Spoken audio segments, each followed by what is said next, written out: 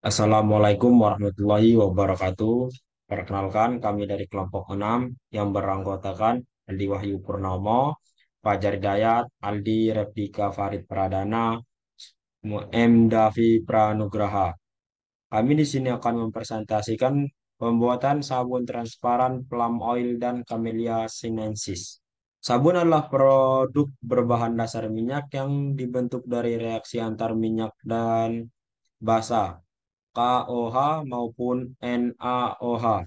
Sabun adalah senyawa gram dari logam alkali, natrium atau kalium, dengan asam lemak yang berasal dari minyak nabati atau lemak hewani dan berbentuk padat, lunak atau cair, berbusa dan digunakan sebagai pembersih dengan menambahkan pewangi dan bahan-bahan yang aman bagi kesehatan.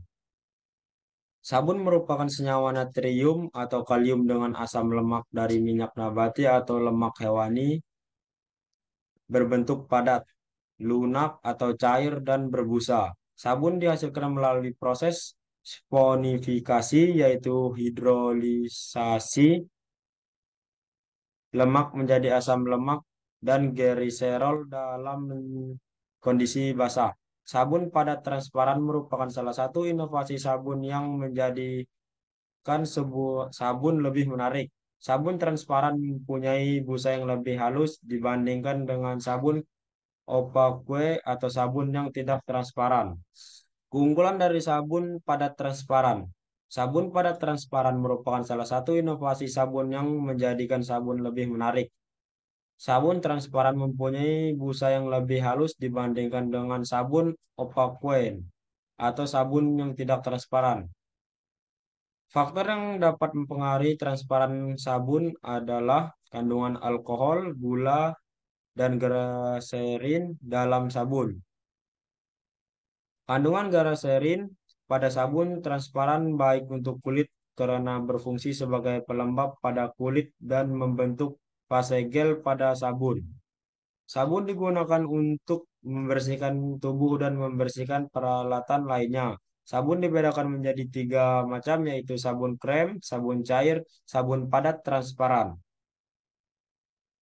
Formulasi pembuatan sabun padat transparan. Bahan yang digunakan pada penelitian pembuatan sabun padat transparan yaitu teh putih yang berasal dari Pusat Penelitian Teh dan Kina Gambung, Bandung, minyak kelapa sawit, bimoli, asam sestrat, NaOH 30%, etanol 96%, gliserin, gula pasir, aukades, kokodea, NaCl, dan paragonen oil. Sabun dibuat dengan dua cara, yaitu proses saponifikasi dan proses netralisasi minyak. Proses saponifikasi terjadi reaksi antara trigliserida dengan alkalin. Proses saponifikasi minyak akan diperoleh produk samping yaitu gliserol. Proses netralisasi minyak. Proses netralisasi terjadi karena reaksi asam lemak bebas dengan alkali. Proses netralisasi tidak akan memperoleh gliserol. Bahan utama pembuatan sabun padat transparan: minyak kelapa sawit, palm oil, ekstrak teh putih, Camellia sinensis. Minyak kelapa sawit, palm oil. Kandungan minyak kelapa sawit merupakan minyak yang mengandung asam palmitat C16H32O2 yang cukup tinggi, yaitu sebesar 44,3%. Manfaat. Fungsi dari asam palmitat pada minyak kelapa sawit pada pembuatan sabun adalah untuk kekerasan sabun dan menghasilkan busa yang stabil. Manfaat busa yang banyak pada sabun yaitu konsumen beranggapan bahwa sabun dengan busa yang melimpah mempunyai kemampuan membersihkan kotoran dengan baik. Ekstrak teh putih Camellia sinensis. Kandungan konsentrasi ekstrak teh putih yang terdapat dalam pembuatan sabun padat transparan ini sebesar 0,5%, 1,0%, dan 1,5%. Teh memiliki kandungan senyawa kimia yang disebut polyphenol atau katekin. Teh juga mengandung antioksidan serta antibakteri diperoleh dengan cara ekstraksi. Manfaat Manfaat dari teh putih diantaranya sebagai antibakteri, anti kanker, antiobesitas, antioksidan, dan anti-anggin.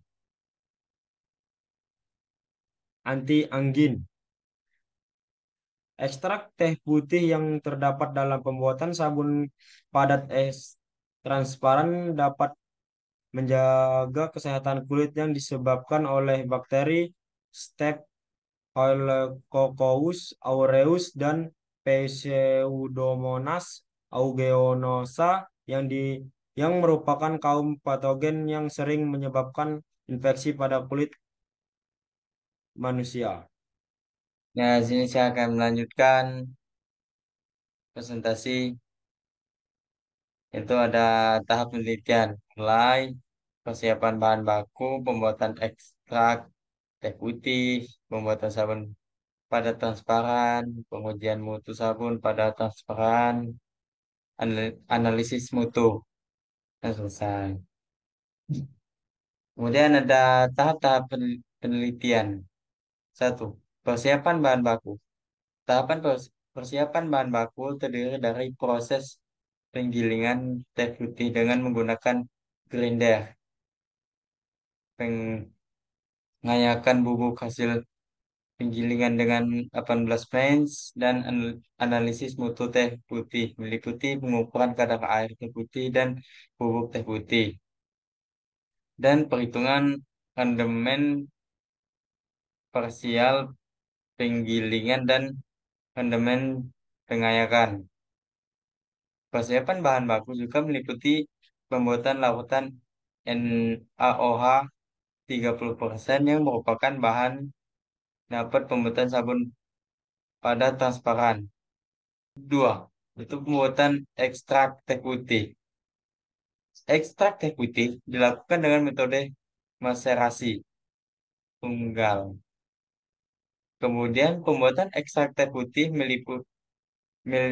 meliputi tahapan pemasukan bubuk teh putih yang lolos ayakan 18 mens sebanyak 100 gram ke dalam beker gelas. Kemudian dimaserasi dengan kurang lebih 900 ml larutan etanol 96%. Kemudian beker gelas ditutup rapat dengan menggunakan plastik wrap dan aluminium foil. Dilakukan pengadukan sebanyak 1 sampai 2 kali sehari yang disimpan pada suhu ruang selama 24 jam. Penyaringan dilakukan dengan menggunakan kertas saring selama 24 jam maserasi yang bebas partikel kasar. Penguapan hasil filtrasi dalam rotary vacuum evaporator dengan suhu 50 derajat Celcius selama 2 sampai 3 jam dan membiarkan sirkulasi berjalan sehingga hasil evaporasi tersisa dalam lampu pemisah. Pada akhir proses ini dapat ekstrak murni dengan cairan kental. Dan tiga, pembuatan sabun pada transparan. Minyak kelapa sawit yang telah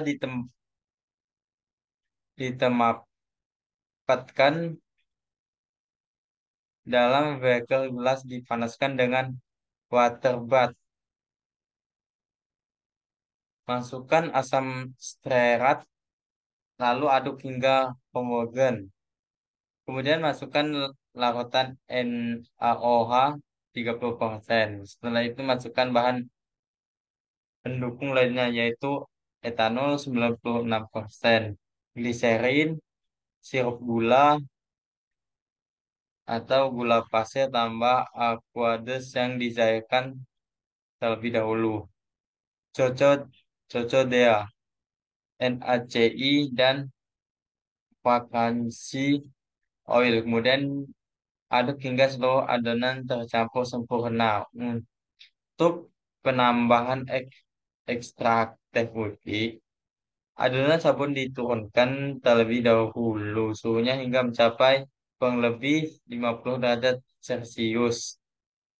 Aduk kembali hingga ekstrak tercampur sempurna. Kemudian tuangkan ke dalam cetakan silikon dan diamkan selama 24 jam pada suhu ruang. Setelah 24 jam, sabun dilakukan proses curing selama kurang lebih 3 minggu. 4. Yaitu pengujian mutu sabun pada transparan. Sabun transparan diuji kekerasan dan stabilitas busa yang dihasilkan. Berikut bagian-bagian yang diuji. Uji kekerasan sabun dilakukan pengukuran dengan menggunakan penetrometer jarum dan untuk stabilitas busa menggunakan Vortex IKEA. Uji organoleptik dilakukan dengan mengukur kadar aroma, transparansi, tekstur, banyak busa, dan warna sabun transparan. Kemudian ada uji antibakteri dilakukan dengan menghitung zona bening sabun transparan yang dihasilkan terhadap bakteri Staphylococcus aureus dengan menggunakan media pembenihan nutrien agar atau NA. Hasil pengujian dari 4 perlakuan A, B, C, dan D. Hasil pengujian dari uji kekerasan, uji stabilitas busa, uji sifat kimia, dan uji aktivitas antibakteri dari 4 perlakuan A, B, C, D. Kesimpulan dapat diambil yaitu hasil pengamatan dari pembuatan sabun pada transparan dengan 4 komposisi yang berbeda.